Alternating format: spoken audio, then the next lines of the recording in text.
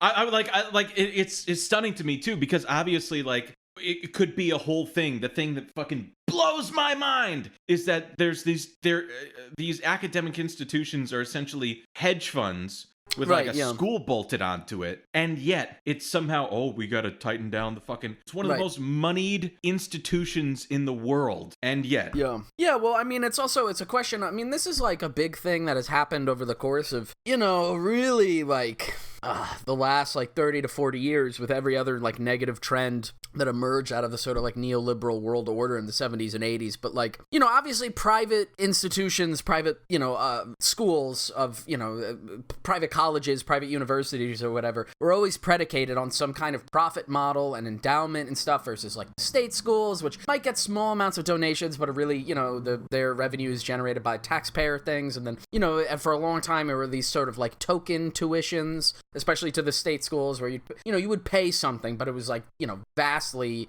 incomparable to what you do now, not only in terms of like, you know, actual amount, because obviously there's been inflation, but like also as a percentage of like a reasonable income, you know what I mean? You'd pay like a small amount, like, you know, for a semester or whatever. But it you know, in the private schools, and this also has, you know, over the last few decades really started as well in the public schools, there's just been the same kind of crazy financialization shit that happened in literally everything else, where like, you know, you get these private managers, and the, you know, the administrations of these schools are all like, you know, it's very rare that you get actual like educators in these positions of like serious power. I mean, you might get like a president or whatever of a university who has some maybe academic background, but most of the time they're like, you know, they come out of the business world and the investment world, because that's the whole thing. Like you said, you know, these are money-making institutions, and particularly like, you know, for the elite institutions in places like the Ivy League, they do mostly serve as this kind of like, you know, weird refuge for, you know, the children of elites. It's not to say that everybody who goes there is an elite. It's just, you know, that was their primary structure for a long time. That's their sort of social purpose. And then on the finance side, you know, the financial side of that is, again, like we were talking about maybe a couple episodes ago, with like the whole idea of like, you know, you fucking sell everything the second you use it, and just to generate that more revenue to then reinvest it in something else. And so a lot of the endowments for private schools are, of course, wrapped up in the market, and who the fuck knows what regulates that? I mean, maybe that could be something we do an episode on someday, but, like, you know,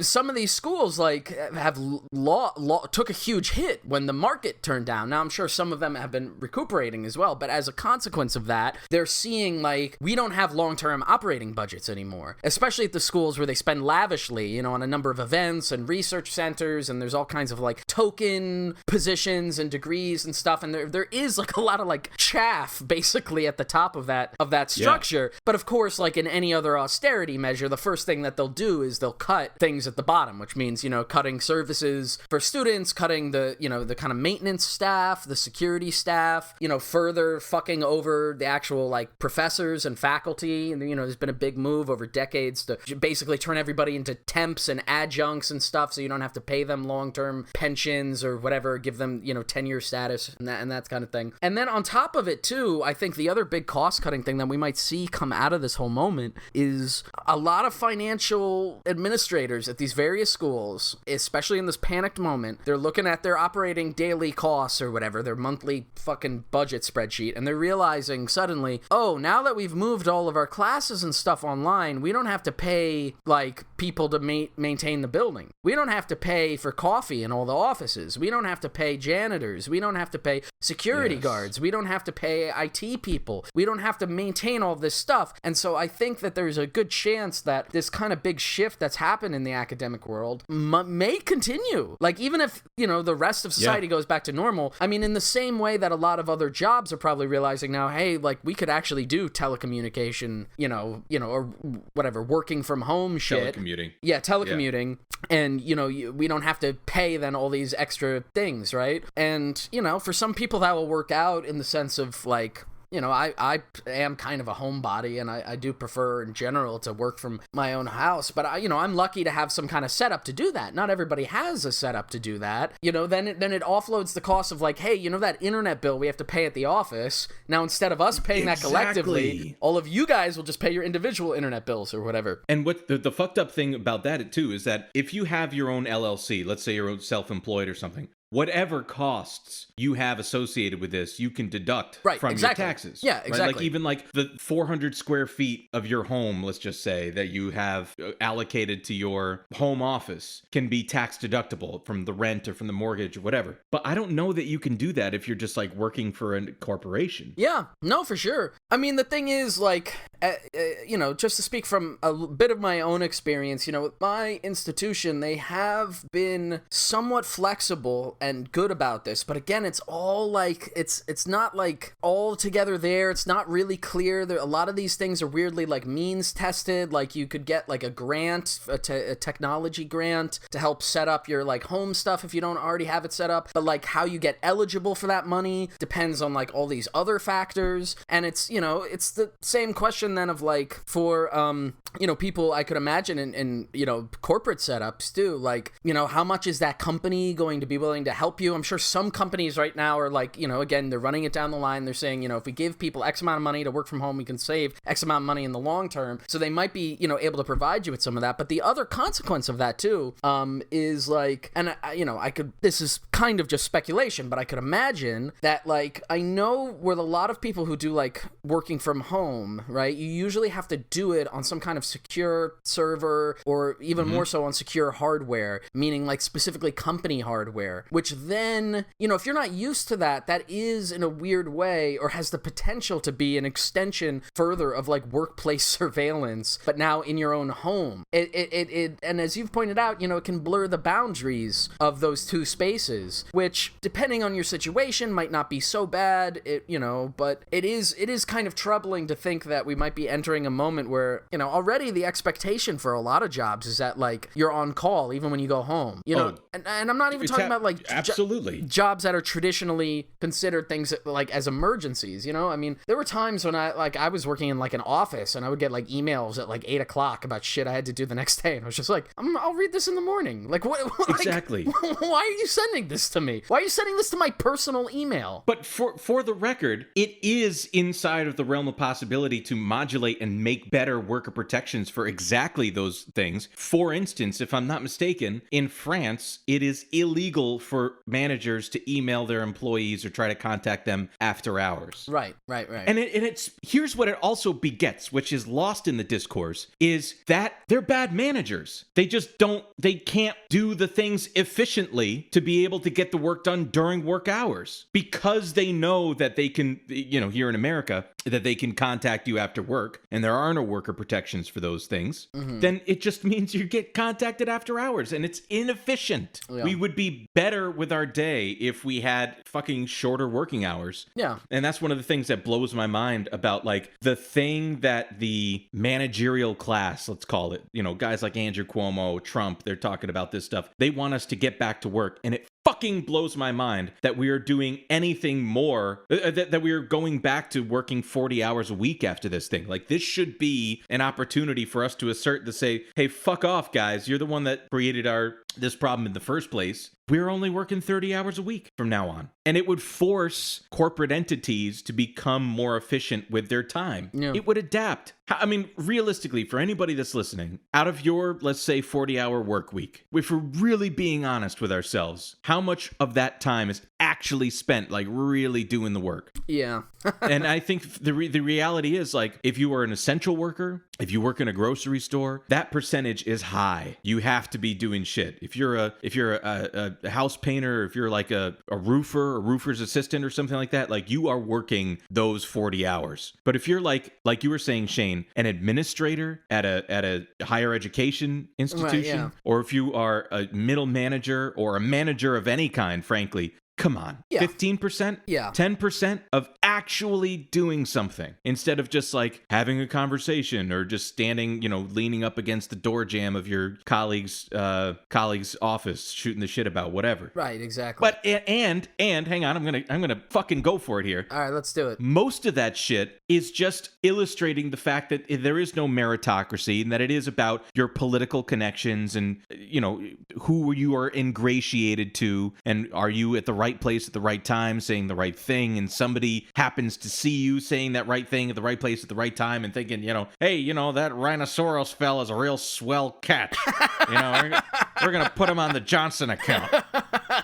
It's total bullshit, man. The economy should run so much more efficiently if we just got rid of all that bullshit and actually just did the work. Like the hierarchy and the tiers of managers and the manager and the senior manager and the vice president and blah blah blah and all these tiers, but the actual work is done at the lowest level of pay. Right. What a fucking ass backwards system of labor. Like a pyramid scheme.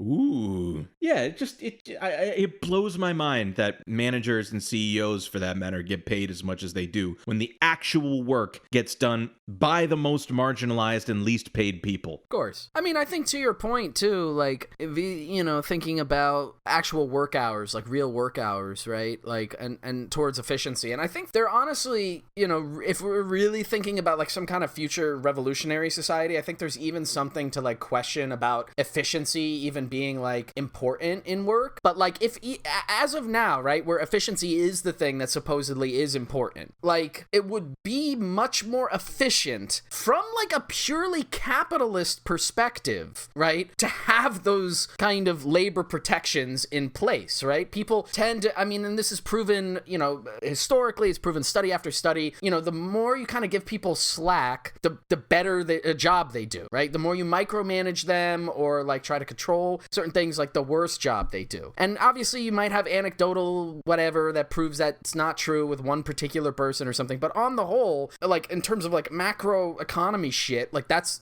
what happens, right? I mean, that's why, for example, all of those tech giants like Google, have, like, a fucking beanbag imagination room or whatever the fuck it is that they have. But seriously, part of the reason they do that, and they give all of their workers these insane benefits if you happen to be lucky enough to work at one of those kinds of giant tech companies, is because they know they can extract more and better out of them through that process, right? And it's the same thing, I was thinking about this today and sort of, like, bemoaning the kind of electoral loss of Sanders a bit. And I was thinking in particular of two things. I was thinking about, like, debt cancellation and universal health care. And I was, my thought process was, like, those two things on their own, even though they're part of a kind of, like, socialist vision, let's call it, they're not really necessarily, like, socialist policies in any kind of, like, extreme radical way. If anything, if you were to do that, right, like, if whatever, the executive branch were to do that tomorrow and just be like, all fucking debt is canceled and universal healthcare, that would remove, right, first of all, obviously employer-based healthcare, and then it would also, for a lot of people in debt, it would enable them to do what, right? It would enable them to, like, maybe start a business, right, or start a company, or have more options in terms of what they can do with their life instead of, settling for something that, is not fulfilling, that they don't like to do, that they actively fucking sabotage while they're working on it. And it's the same thing with, like, employer-based healthcare. If people weren't dependent on their jobs to feel like, oh, now, I could take care of my family in an emergency, they'd be more likely to, like, seek better opportunities, right? And all of those things are things that will drive a capitalist economy, right? Like, even if you just have the stupid idea of, like, American entrepreneurship as your goal, like, letting people do that, letting people run wild, and they won't even do that, which again goes back to, like, they're not interested in long-term viability of, a competitive market-based economy. What they're interested in is short-term, quarterly gains and maintaining hierarchy. So it's like the sort of ideological shit that they peddle is not even what they care about. Like, it's so bizarre. And again, this would go the same for, like, a fucking 30 or even a 20-hour work week, especially if you're talking about things that are, like, office-based or whatever, service-based things, which is what so much of a kind of post-industrial economy like ours is based on, right? And a majority of young person's employment as well. Right, exactly. Like, you would get more out of them, right? And it's also the same thing. I've seen similar kind of studies or at least suggestions about, like, even with school. And I'm talking here about, like, sort of like, primary school, whatever, elementary school, all the way through, like, high school, that kids actually learn more when they have, like, focused amounts of time that they're learning. Yes. Like, so if you go to school for a couple hours, you do focused learning, and then you just fuck off. And I know, like, in Finland, for example, like, they abolished homework a number of years ago, and the kids do better on all of the stupid metrics that we measure our kids on. And especially the fact that like teachers will use like a multiplication worksheet as like punishment. Yeah. So you're like Pavlovian conditioning to like make kids fucking hate multiplication. And not to mention too, like, why do why do high schools, like, the first class is at like 7:05 in the morning? Insane.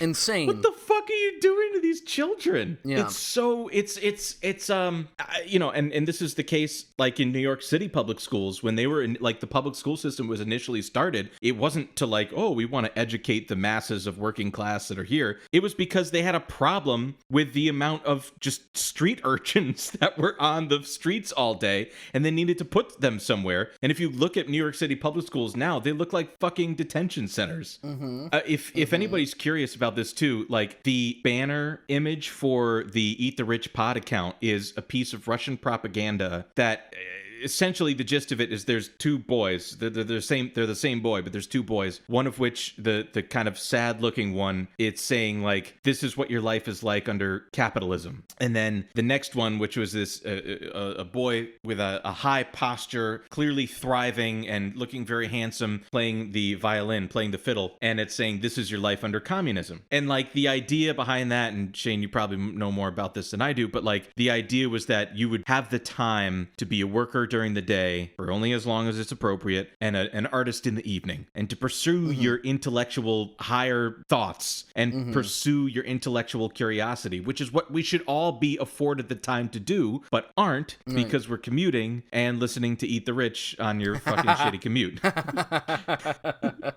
You know, there's especially thinking about like the structure of schools, and particularly like schools for younger kids, you know, through to like early adulthood. There's a guy, and maybe we could do an episode about this guy at some point, or maybe even if it was just like a sort of Patreon thing. I don't want to go into too much detail about it now, but there's this guy, Frederick Taylor, who was just like, I guess he was probably an aristocrat or something. He was a sort of philosopher guy. He came up with this idea of scientific management, which then later became known as Taylorism. In the same way that, you know, like Ford had an idea of how a factory would work, and so that became Fordism. But his idea was actually quite similar to kind of Fordism, was, you know, the idea of creating like an assembly line, and he had this whole plan about thinking about like how to manage and work in a factory, and how to treat each human being in the factory, each laborer, as like a discrete unit as part of a greater whole. And so this was like part of the idea in terms of assembly lines. Instead of having like an artisan or a craftsman who knew how to like make a chair, what you do is when you have an assembly line, you know, one person's job is to put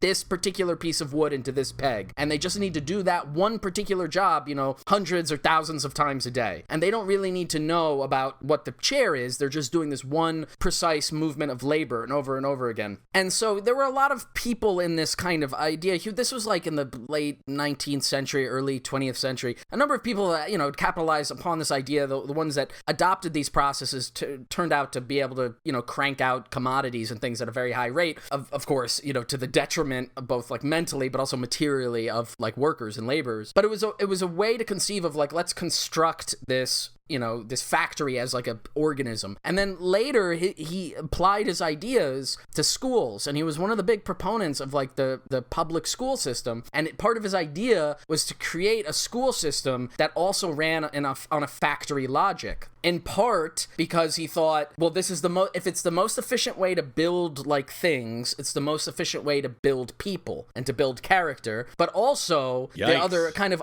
underside of that is these children, as you were pointing out, especially the children of the poor, because rich kids had always been going to private school. The children of the poor are going to be workers. So what we need to do is train them from an early age to respond to the factory logic of workers. And when they come of age then, and we're able to employ them in factories, they'll be used to all these things. So a couple of holdovers, and he was vastly influential in the school system, his ideas, and obviously others as well, but in the public school system. And I know in the United States, they one of their models tool was the the Prussian school system, the like military state that later then became the German Empire. Okay. Oh dear. But like some holdovers that still exist in some schools, or they did at least when I was growing up. I don't know what it's like in elementary schools now. But like bells. You know how you have a bell that rings at a certain period to tell you to go to a different classroom? That was based off of factory shift changes. And so the idea was to like inculcate kids at an early age so that when the bell rings, everybody just stands up, marches out in formation. Or like when you're in elementary school, you know, you had to go in like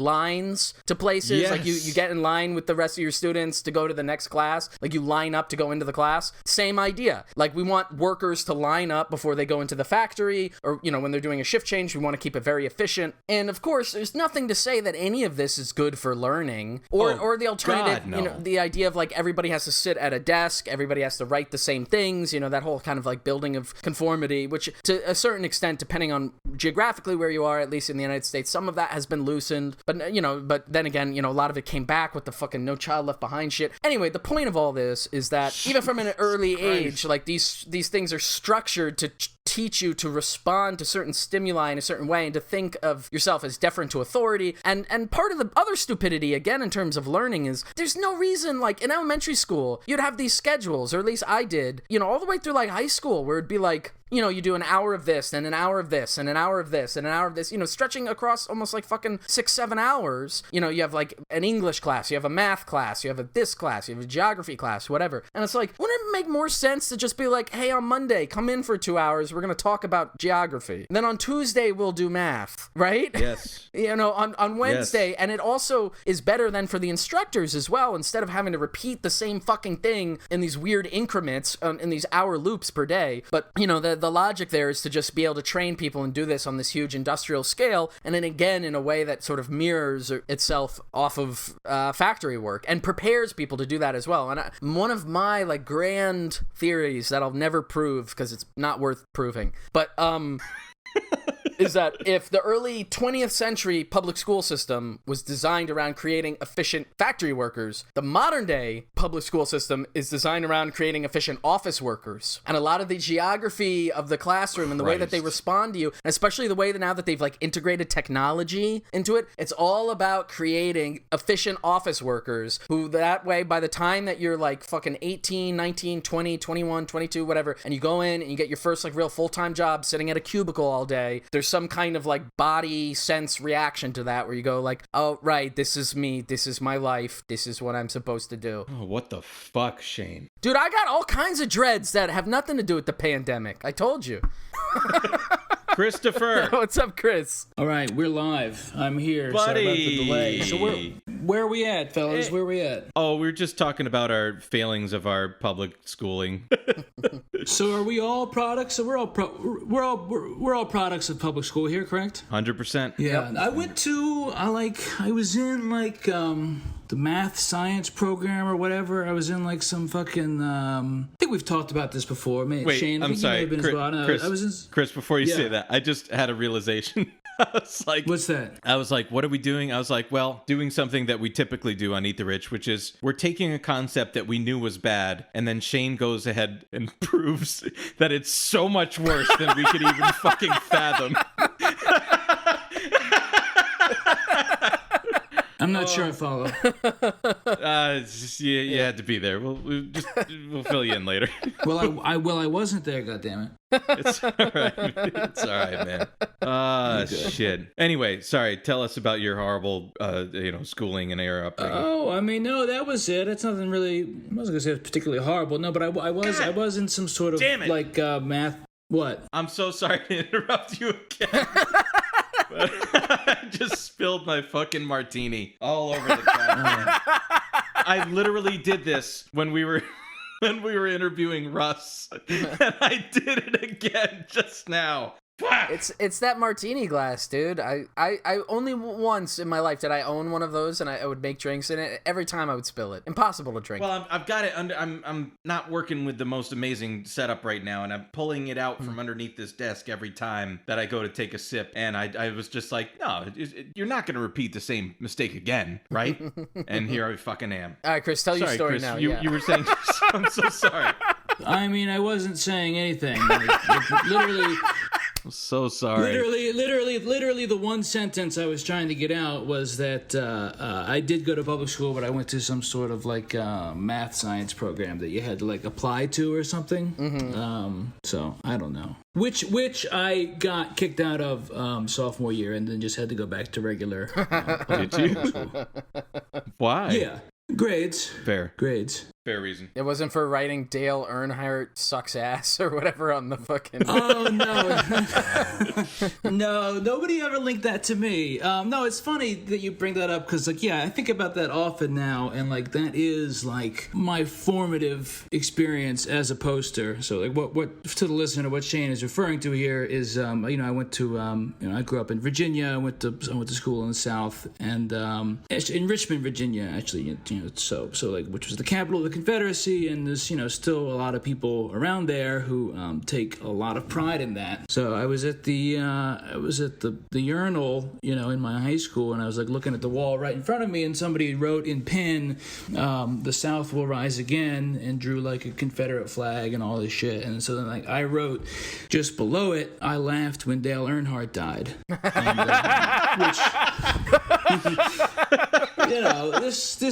this would have been like 2003, 2004, not too long after he did die. And the funny thing is that like the next day, I happened to be back at that bathroom, like at that same urinal, and like I was looking at the wall in front of me, and there was like 4 or 5 like in separate handwriting and like separate pen ink colors, like angry responses back at me, like, "Hey, fuck you, buddy," you know what I'm saying? So good. And, yeah, it was fantastic. I know I shared this with you guys in the DM, but I have to share with the listener how I described you, Chris. Your presence online. You are digital catnip. I don't know what it is about you, but you just attract the fucking weirdest responses and like the starkest obsession from people. They really love. You are like a light to moths. Adam Carolla quote tweeted me today, and like it's funny because it was like you're saying, it was out of I was one of like 390 people who replied to him, and like my reply was the one that he that he quote tweeted.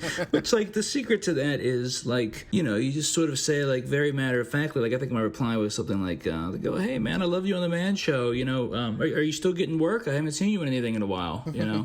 And that's really how you get them. That's what I've done it to James Woods like 3 different times on 3 different accounts. That's the angle. That's how you really elicit a response out of these people, which is so funny too, because like especially someone like James Woods is someone who he really likes to pretend that he is like blackballed by the industry or something because he's a conservative, right? Or like someone like Adam Carolla who likes to pretend that it's like his choice that he's doing documentaries with Dennis Prager instead of anything else. So but they really like show their hand when you comment on their lack of work, even though they try to pretend like it's their choice or something. That sparked me to watch the thing that he did on stage with Dennis Prager, where he goes and they did a whole movie.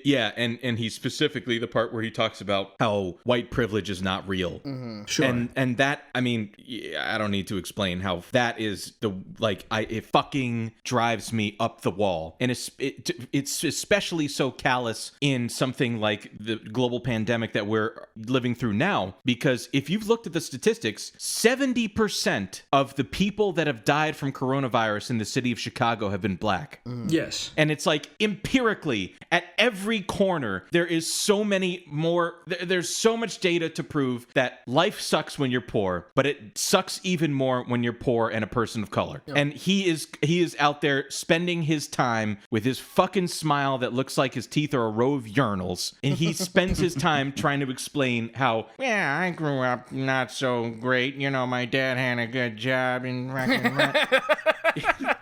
His voice just sounds like an old tool that needs oil. I can't fucking express enough how fucking damaging and stupid it is to have discourse like that just out there on fucking YouTube for all to see. It's hate speech. It's fucking hate speech. Fuck that shit, dude. It really gets me to the core. Yeah, that somebody with like as many fucking millions as he has, which is probably like whatever. Fuck him. Fuck Dennis Prager. Fuck all that bullshit. I think that Adam Carolla, like James Woods, Nick Searcy, Scott Baio, Dennis Miller, they should do a movie together. They should do like an Expendables style like ensemble cast movie of right-wing actors who have been blackballed by the industry. They can go on tour, they can promote it, they can go like fucking, like nursing home to nursing home.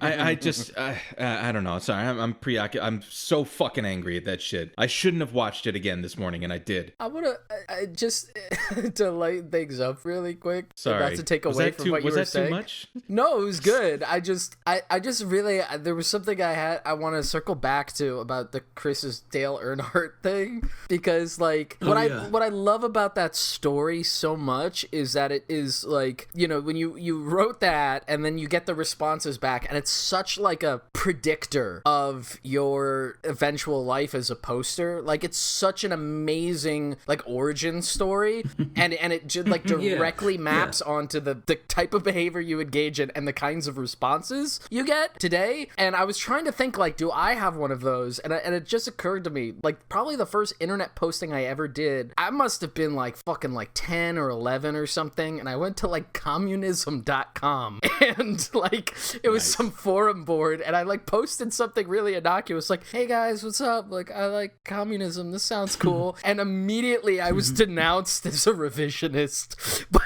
like 10 angry people who like picked apart everything I fucking said and called me like somebody called me like a Khrushchevite or something. It was like really amazing. I was just like, I'm like 10.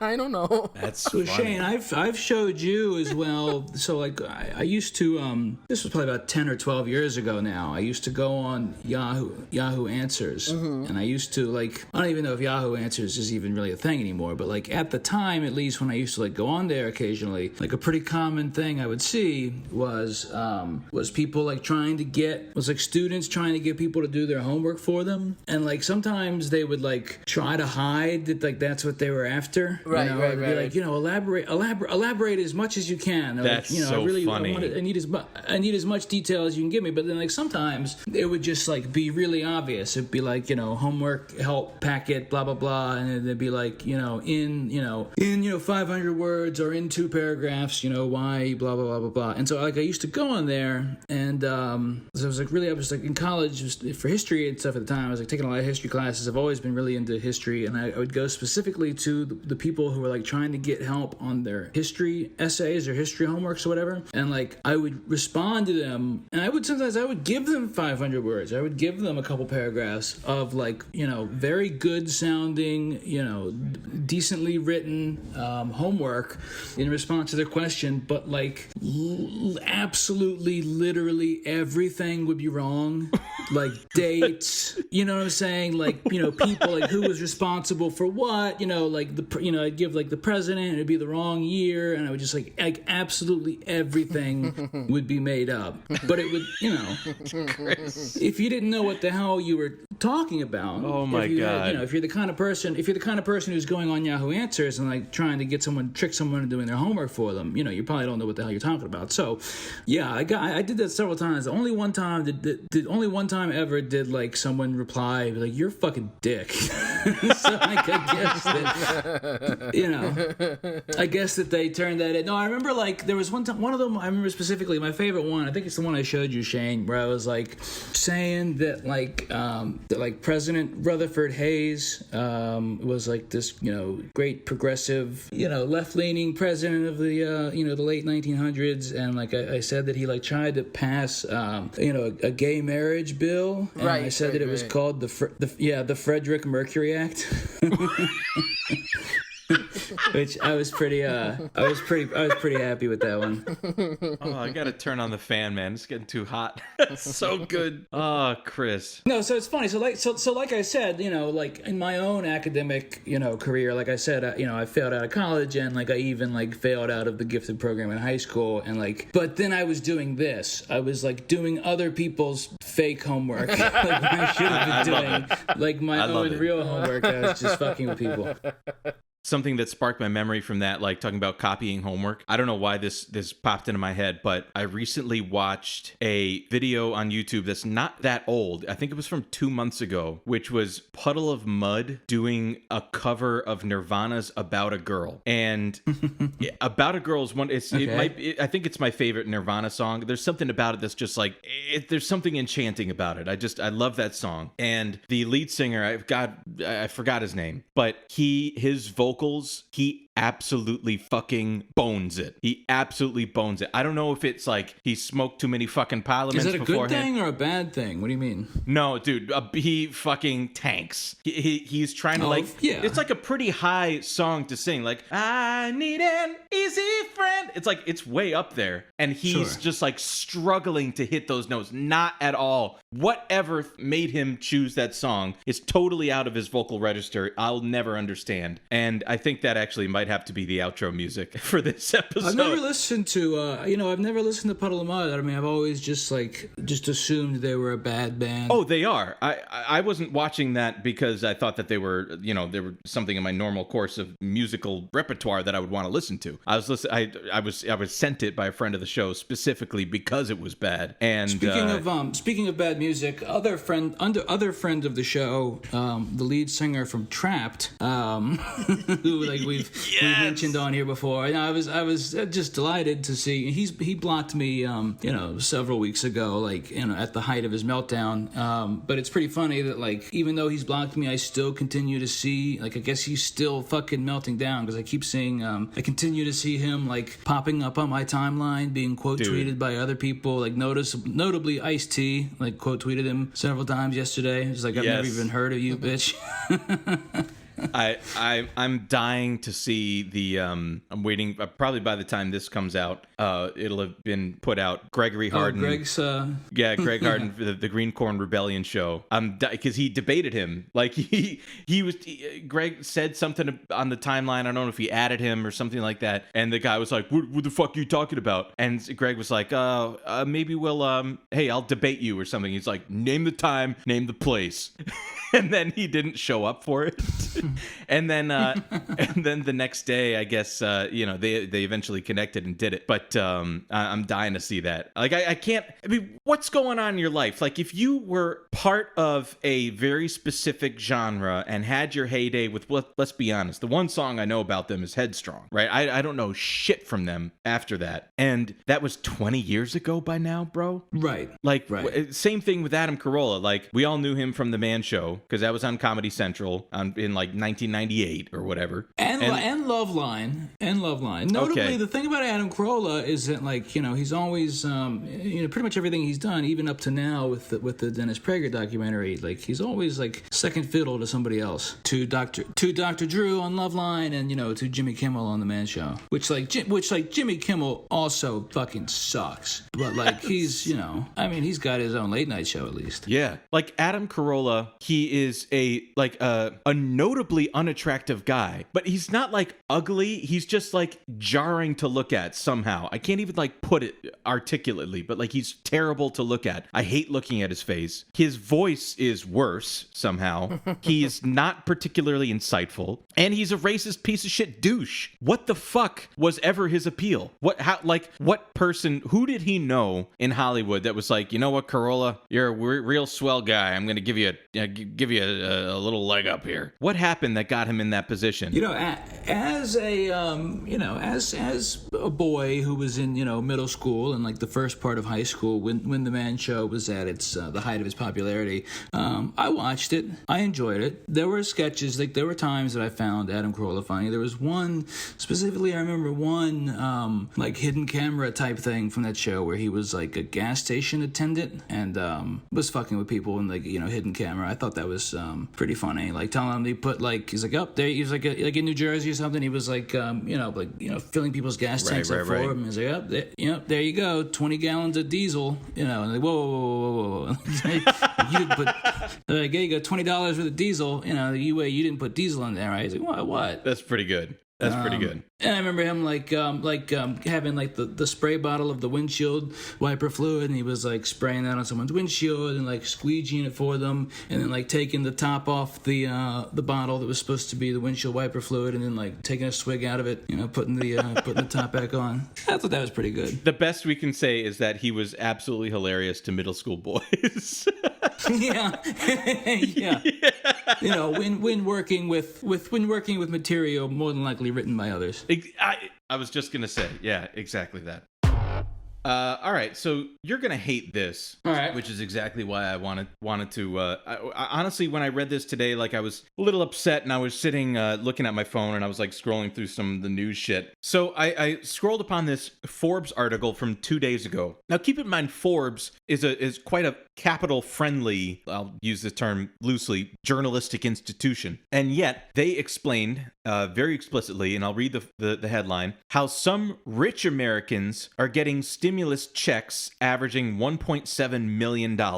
And this is from Shahar Ziv, and it reads as follows. A $1.7 million stimulus check? While wealthy Americans are not eligible for the comparatively measly $1,200 stimulus checks that are now being dispersed to many Americans, they're on pace to do even better. 43,000 taxpayers who earn more than $1 million annually are each set to receive a $1.7 million windfall on average, thanks to a provision buried in the CARES Act, the Coronavirus Aid, Relief, and Economic Security Act. I'm just going to read that again, guys. Okay. 43,000 people who earn more than $1 million each year are going to get a check of $1.7 million.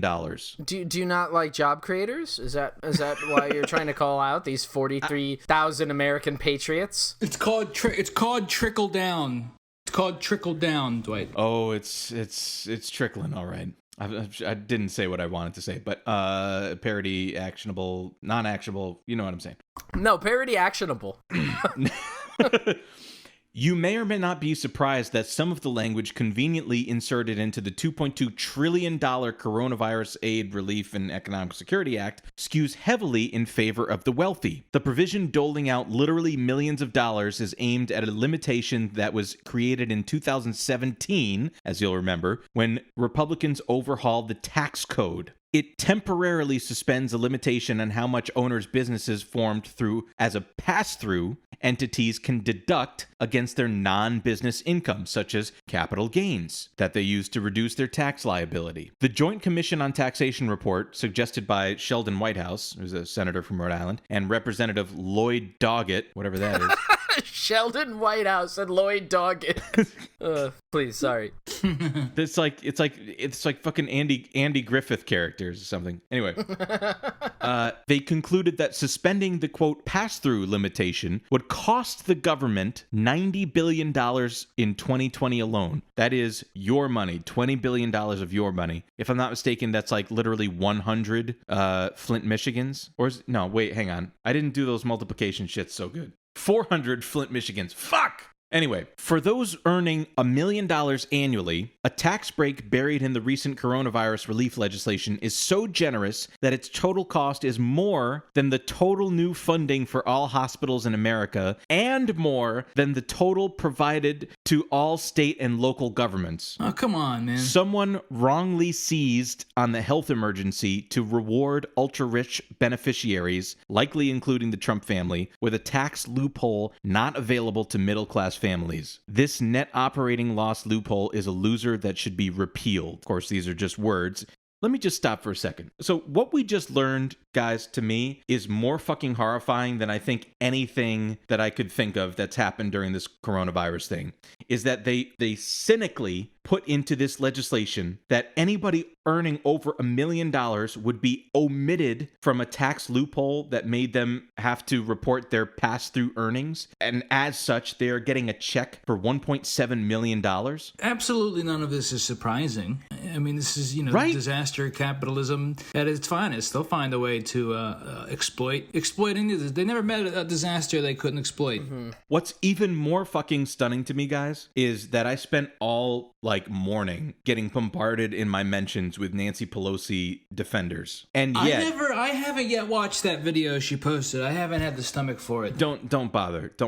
But the House is democratically held. This is a Democrats' bill. Right. So everybody that says it's just the Trump administration and the Republicans that are fucking the working class and messing with the middle class and just helping out their rich friends, it's not that, guys. It's not that. I'm going to continue here. The analysis by the Joint Commission showed in just how skewed a fashion the tax provision benefits the wealthy. It found that 82% of the benefits of the policy go to the 43,000 taxpayers who earn more than $1 million annually. I'm going to say that again. 82% of all of the money that the tax bill includes is going to those 43,000 people who earn more than $1 million annually. If you take that report's calculations at face value, that means that on average, each of the eligible taxpayers would get a windfall of $1.7 million.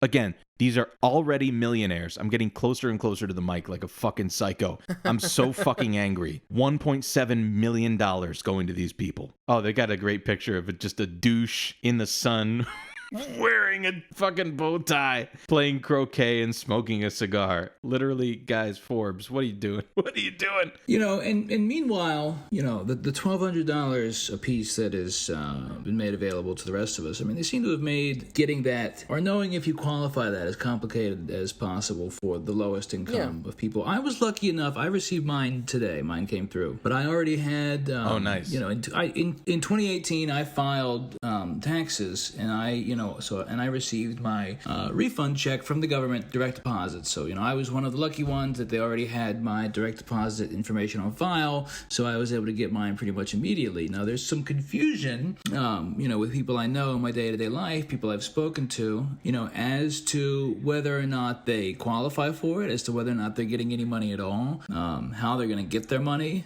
Because originally, if you remember, with the original plan that the Republicans proposed, if you didn't file taxes in 2018, or if you made under a certain threshold of income, you weren't going to get anything at all, or you were going to get perhaps $600. You wouldn't get the full $1,200. You'd get $600, and maybe not. If you made under $2,500 in income that year, you wouldn't get anything at all. If you had at least even the minimum, the bare minimum tax liability in that year, you would get $600, and then it would kind of progress upwards from there. And there seems to be a whole lot of confusion among some people as to whether or not they've changed that or not, and I believe that they have. I believe that now, whether you filed taxes or not in 2018, whether you made or whether you met the threshold, the federal tax liability threshold, I believe that you still get paid. But there's some confusion with people. They don't know how the hell they get their money, especially if you've moved since 2018. If the federal government doesn't have your bank account information online, there seems to be a whole lot of confusion. And maybe it would be helpful to people to include it in the in the episode description. There is a link I found today. It's a link to it's an online form that you have to fill out through the IRS website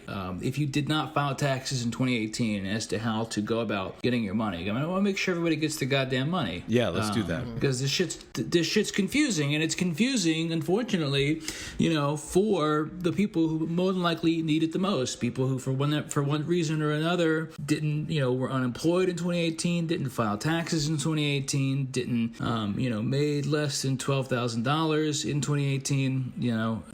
These are the people that it becomes most confusing for, and these are the people who more than likely need it the most. I made less than $12,000 in 2018. Right. Yeah. Meanwhile, if you made over $1 million that year, you get what? What'd you say? 1.7 million, or however much they're fucking getting? 1.7 million. That's right. Yeah, it's a travesty. Absolute travesty. Honestly, this is what they should do. For every person who, is unfortunate enough to perish as a result of COVID-19, they should take all of their worldly possessions, all of their assets, if they have money in the bank, if they have savings or whatever, cash them out. Instead of, giving them to next of kin or following the will or whatever, they should take all of that. They should put it into a giant machine that compresses it into diamonds, and then they should put those diamonds into a cannon and just shoot them on Jeff Bezos's feet, and he could just stand on a mountain of diamonds. It compressed the bodies too. Fuck it, whatever. But well, that's the carbon part. Right, exactly. That's that. I mean, you gotta spend money to make money. Oh my God. Actually, I think I'll go, one step further. We can add on top of that, for the remainder of the pandemic, no more funerals, no more burials. If you die, your next of kin is not responsible for paying for a coffin, having a funeral for you. We're going to take all of that money that you would spend on that funeral. We're going to give that money to Jeff Bezos, to Bill Gates, to the Trump kids, and we're just going to, we're going to throw you in the trenches on Hart's Island. We're going to throw you in the paupers' graves, and all that money that would have gone to your funeral, it's instead going to go to fucking Wyatt Coke. Oh no! I'll invoke Frank Reynolds with this one. When I die, just throw me in the trash. Yeah, guys, I don't even know how much discussion there is to even fucking be had around this shit. Like, it's haunting. I mean, Obama did this with the Bush tax cuts. Trump did this with the tax cuts. And now they're spending $2.2 trillion of our money. Of money that has been taken from us, from our paychecks, to just give to rich people. Straight the fuck up. That's it. It's job creators, please. That's right. Please use the preferred nomenclature. It's people of wealth or job creators. It's so bewilderingly depressing that I can't even muster the anger throw at it right now. I'm just like, I mean, it's totally expected, as you said, Chris. I mean, I don't even think at the end of the day it's going to be one of the more like calculable damages done to the working class as a result of the pandemic, but it's not going to be the maybe even the most dangerous ones. Like I mentioned this before, in another episode. We were sort of on the early stages of the quarantine stuff. It's almost certain that all kinds of weird regulations are going to be stripped away. All kinds of things are going to be ushered in through a variety of different programs, and something like this can get through because on the one hand it's connected to again the small amount of money that's being sent out to everybody else. So if you attack it, then it's going to be like, well, shouldn't everybody get a little something, right? Are you against it or whatever? And they're going to do the same thing. They're going to send out a check for like $20 after Trump wins the fucking 2020 election. But the caveat to that is also everybody has a fucking permanent camera pointed at them and a gun at their head. And it's going to be like, well, do you not want the $20? Oh my God. Do you hate the working people? Do you hate the Democratic Party? The Democratic Party will negotiate it so that the gun, has a fucking lower clip or whatever. It doesn't have an extended magazine. Like, that'll be the fucking compromise negotiation. And this is the same Democratic Party that would respond to, Bernie Sanders, like, free college for all thing and be like, well, I mean, how are you gonna pay for it? Do you want the Trump kids to go to college for free? Right, exactly. Yeah. I do hate the Democratic Party, by the way. I do. I think they're just the fucking worst organization maybe that man has ever created. Useless. Yeah, Useless. I don't know. And, I keep it's again, we talked about it last week even, but Dr. King's letter from the Birmingham jail, it's so relevant. Like, I have more, like, you might call it the fucking someone might call it like the tyranny of small differences or whatever. It's far more than small differences, but the people who are nominally supposed to be on my side or are nominally supposed to be on the left, like, those are the people I have so much more anger at than the right. Definitely. I have so much more anger at the Democratic Party than I do, for your average Trump supporter. Because it's a given that they, the conservatives want us fucking dead and want us indentured and whatnot. But like the liberals, like I said, do have the critical mass to do something, and every fucking day choose not to do it. And that's why I had a fucking emotional breakdown reading all of the replies to my criticism of Nancy Pelosi going on fucking James cordon in front of $30,000 worth of fucking refrigerators, pointing out that she likes this chocolate ice cream from shit that's like costs $60 each. And I'm like, how the fuck can she with a straight face, with like a $700 Hermes cardigan draped about her shoulders, that this fucking person can, that anybody can think that that person has our salvation in her interest? It's fucking insane to me.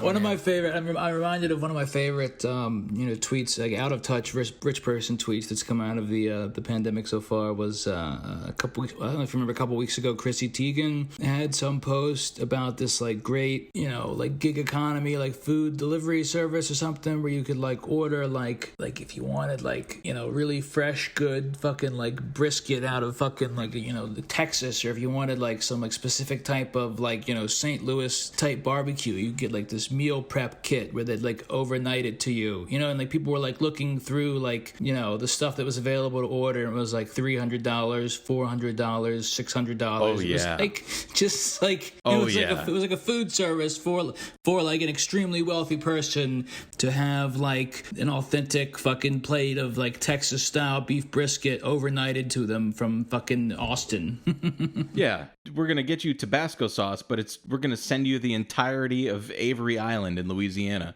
Fucking unbelievable, dude. All right, let's wrap it up. Yeah. Unfortunately for everybody, they're gonna have to listen to fucking Puddle of Mud.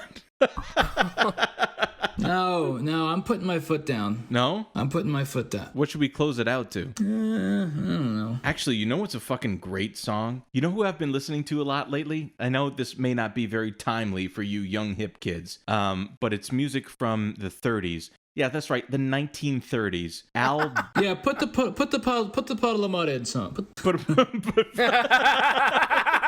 I've been listening to Al Boley. It was a very interesting gentleman who essentially did the whole, like, he came to prominence in the 20s and 30s. His song, Midnight, the Stars, and You, was the song that Jack Torrance kind of danced into when he went to the ballroom in the fucking Overlook Hotel with the party. Oh, yeah? Yeah. So that's Midnight, the Stars, and You. And he goes and say, well, Lloyd, hello, Mr. Torrance. I'm just being incoherent now. But anyway, Al Boley was very interesting. He was born in Portuguese Mozambique and spent a lot of his time traveling around India and Indonesia doing clubs. He died in London during a blitzkrieg. A bomb went off in the street off of where he lived. It blew the door off of his apartment and killed him in his bed. And that's Al Boley. I've been listening to a lot of his stuff. I'll be damned.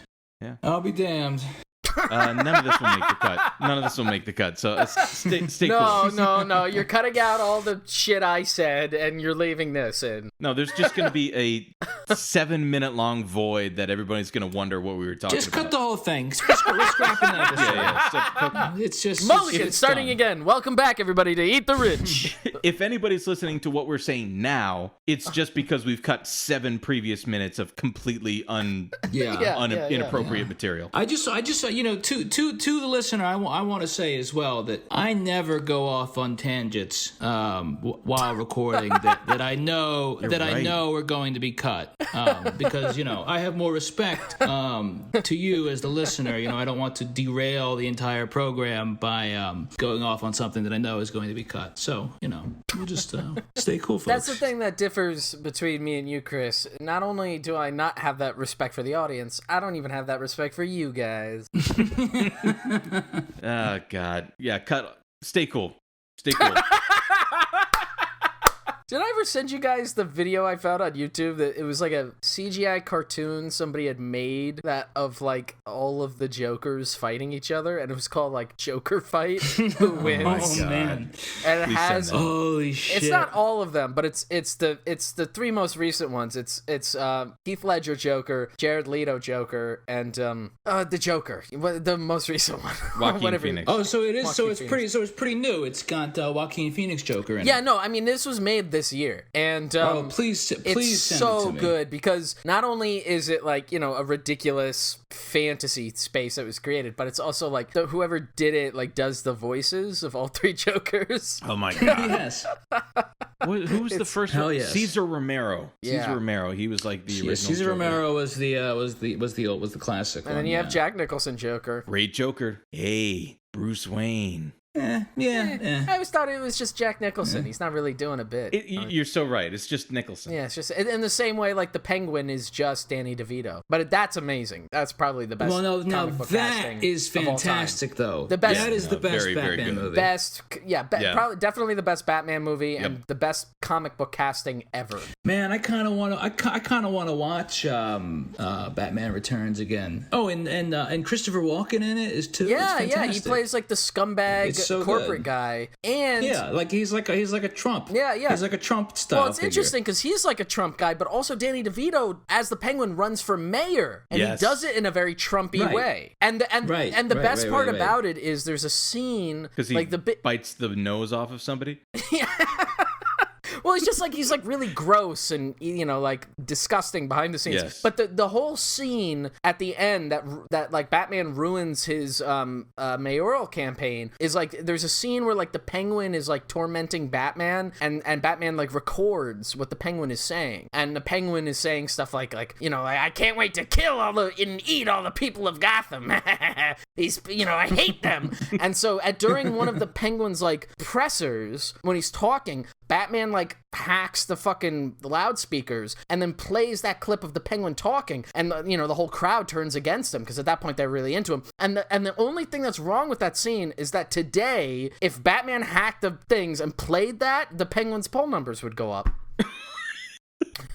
People would be like, "Yes, sir, Mr. Penguin, sir. Please kill me and my family." I saw a breakdown one time of like chronologically like the timeline of that movie, and it was pretty interesting because I believe that like if you really examine it like based on, because like think about like the story arc of the Penguin in that movie, you know, he's like found like coming out of the fucking sewer or whatever. And then, like, there's the whole fucking, like, he launches his mayoral campaign, like, they print all these fucking, like, posters, and he has speeches, and, like, he becomes popular, and then he becomes unpopular. But, like, if you compare his story arc and, like, the timeline of it, like, with Michelle Pfeiffer's Catwoman timeline, her story arc, like, she, like, you know, falls out of the window, and then she becomes Catwoman, and, like, it's only, like, I believe that, like, if you really examine it, like, when you break it down, like, all of the events that transpire in that movie transpire over like 2 days. Yes. Yeah, I'll have to find that to you and send it to you. It was pretty interesting. Shane, I thought you were going to say it turns out that Batman is Billy Bush. How can we not go with that as the outro music? The Batman theme now. Penguin. There it is. I know it that is. you really enjoy soundtracks as music. The only worthwhile. Jesus Christ. I don't know what Muddy Waters Stay is, cool. or whatever the hell you're talking about. No, Stay cool. no. All right, bye, everybody. Stay cool. Stay See ya, cool. see ya, Stay folks. cool.